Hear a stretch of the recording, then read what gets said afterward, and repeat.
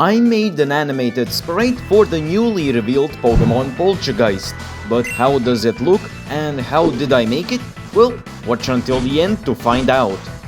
On August 22nd, a new trailer dropped for the new Pokemon design, which, after rewatching it multiple times and also skimming through my socials to see more looks at it, I gathered the best material I find, readied them up as reference and jumped straight into working on the sprite. Not even being really used to the design yet, the start mostly goes by with adjusting the reference material first, then slowly start to chip at it with rough outlines of the design, only to soon after abandon that approach and start improvising the line work, while still having images of it on the side. Setting up the groundwork, I shift to finding the best colors and start working on its palette, to find a balance between discolored and saturated tones that works well with the vibe. While we're at it, how about let's just also do some simple shading from the bottom?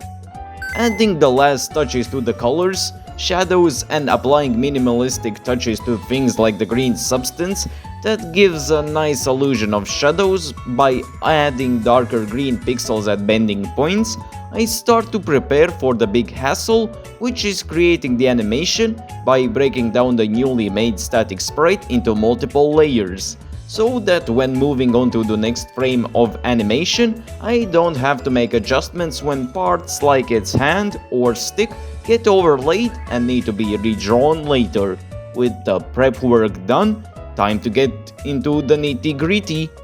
To make the sprite more authentic, feeling like its inspiration, which are the Gen 5 sprites, I select a part of the design and rotate it to achieve my desired outcome with just minimal fixes post-rotation. With this tactic, I create a loop of swaying to one side and then the other.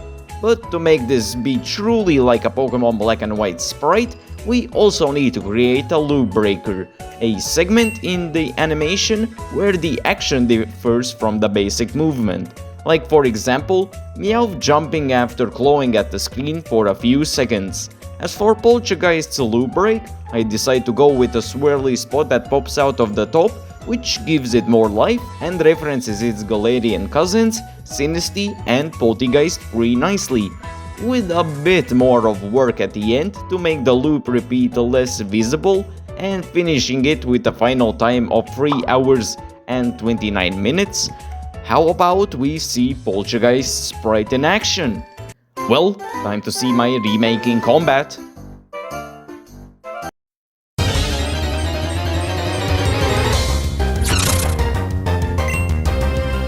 Got to say, ghost types still haven't missed a beat. With the new introduction of Poltchageist and seeing all of the background antics like its typing, personality and possibly broken ability, while adding his sprite on top, what do you think of our mischievous new addition to Scarlet and Violet? Let me know in the comments, feedback is also appreciated. Other than that, subscribe and stay tuned for more.